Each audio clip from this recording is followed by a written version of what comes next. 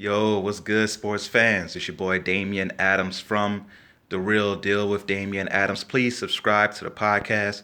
It's real sports talk for the real sports fans. So if you are a real sports fan, please search it wherever you listen to podcasts. You gotta put in the full thing. The Real Deal with Damian Adams is like a pimp named Slickback. You gotta say the whole thing, type out the whole thing, you'll find it then.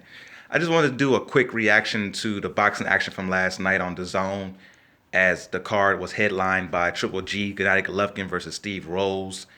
And a lot of people are saying after Triple G had another impressive knockout that he deserves a third shot at Canelo Alvarez. And I'm not here to say that he does not deserve that shot. But was this performance the one that made you say, man, I think he can do something different to beat Canelo next time? And I understand that a lot of people believe that Triple G won at least one of those first two fights. And I'm not going to argue with you about that. It was both very close. Could have went either way in my opinion. But we've seen that movie twice now. And there's so many other fighters for Canelo to fight and give new opportunities to, and to see new challenges. There's Callum Smith at 168, who was very impressive last week on the Anthony Joshua undercard. There's Jermall Charlo, who has shown that he has power in that division, has been very impressive. He deserves to be in that conversation with those other guys. There's Andrade, who owns the other championship or other belt that Canelo does not have in that division, so you can have a unification bout. There's fighters at 168 like Billy Joe Saunders, who he can go up to fight. There's also fighters at 154 and 147 who will be willing to come up for the opportunity to fight Canelo. Do we want to see Canelo Triple G again? And Steve Rolls is not a tomato can, right? He showed boxing skill in this match. He was undefeated coming in.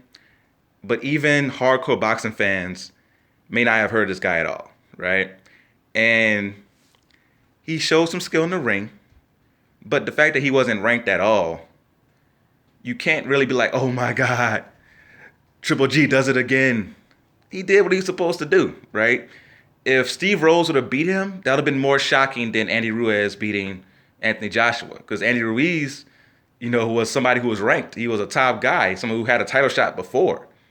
So this wasn't like Steve Rolls would have been on a Buster Douglas type level, honestly, if he would have beat Triple G. So Triple G did what he was supposed to do by knocking out Steve Rolls in that fight. And even I gave Rolls the second round. He did show some boxing skill.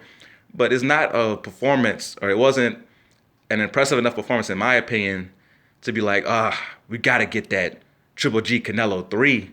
Now, there's so many more opportunities for Canelo out there to make mega fights and maybe even have other ones where he can get rematches and trilogies that'll be more intriguing, in my personal opinion.